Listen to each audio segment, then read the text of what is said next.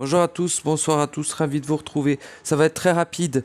Juste, il y a un copain qui écrit un commentaire et je lui réponds, ouais, c'est déjà fait.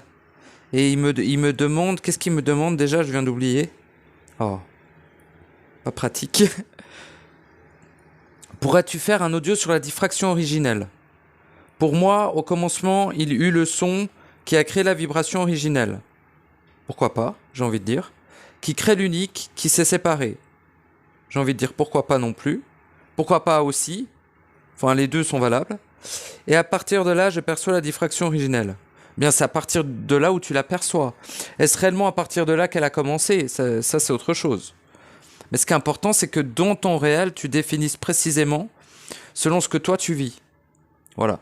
Ceci étant dit, je vais rapidement faire un audio ultra rapide, une petite mise à jour sur la diffraction originelle. Alors, déjà attention, diffraction originelle est un terme qui a été égrégorisé par le supramental. Cet égrégore est certes peu nourri, mais suffisamment pour être considéré comme quelque chose de potentiellement problématique.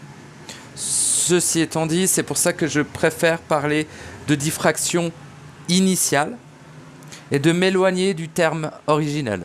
Même si j'ai pu l'utiliser dans mes anciens audios, la vibration du terme originel ne menait qu'au réel. Donc, je peux conserver ces audios sans que ça pose problème. Cependant, actuellement, je préférerais parler de diffraction initiale. Et en plus, je préférerais ne plus en parler. C'est-à-dire que la diffraction initiale, une fois que tu es né, c'est de l'histoire ancienne. Oui, encore.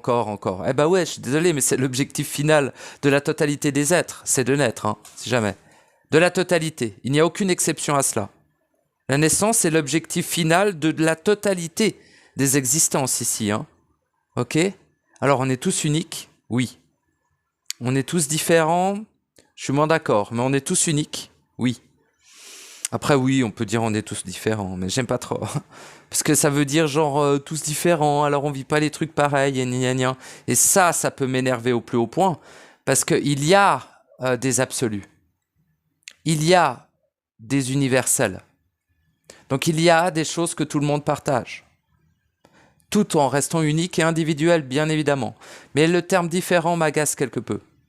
Enfin, c'est moi, hein. Encore une fois, hein. Vous utilisez les termes que vous voulez, et vous utilisez les termes justes. Car c'est les termes qui vous font exprimer ce que vous vivez. Et c'est impeccable. Ça ne sera jamais vilipendé sur cette chaîne, votre façon de vous exprimer. Cependant, il sera constamment une réponse aux mots ou d'où provient certaines expressions, voyez-vous. Ceci est extrêmement important parce qu'il n'est pas le temps où on va s'entourer d'égrégores, voyez-vous. Il est temps justement d'annuler la diffraction initiale. Et voilà, j'en ai déjà parlé longuement de la diffraction initiale. J'ai jamais fait un audio spécifique dessus. Enfin si. Donc bon, j'en ai déjà parlé longuement, mais juste pour répondre à ce commentaire rapidement. Qu'est-ce qu'il me demande déjà? J'ai oublié. Il veut quoi? Pourrais-tu faire un audio sur... C'est déjà fait. Pour moi, ok. Bah, c'est déjà fait du coup.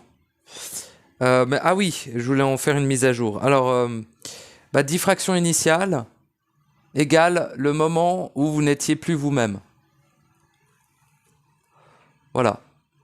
Diffraction initiale a engendré la totalité de ce que l'on connaît là. La diffraction initiale a engendré la totalité de l'énergie, la totalité des polarités, la totalité de la corruption, la totalité de l'autorside, la totalité de tout ici. De la création corrompue, phagocyte, dégénérée et auto-annihilatrice. Le tombeau de l'éternité, voilà. Mais en fait, le tombeau de l'éternité a été créé au préalable par nous, puis lors de la diffraction, il a été corrompu. Voilà. L'origine pour moi de la diffraction initiale est le fait que nous nous sommes séparés de la pureté et nous nous sommes séparés de nous-mêmes par la même occasion. Nous sommes sortis de l'inémanence pour émaner à l'extérieur de soi, et cela nous a menés à sortir de soi, et en sortant de nous-mêmes, cela a provoqué la diffraction initiale. Donc, en rentrant en soi, en allant dans les profondeurs de soi, en rentrant dans la porte du centre, puis la fermer derrière soi, et continuer à avancer jusqu'à son inémanence, jusqu'à son centre du centre du centre de soi, 3 fois, parce que centre, étincelle, centre, être entier, et centre de l'être absolu. Tout ceci est en soi. Et lorsque vous atteignez le centre de l'être absolu, vous atteignez l'inémanence. Vous transcendez la corruption, vous récupérez la pureté, et vous annulez la diffraction initiale. Ceci est dit, je vous remercie.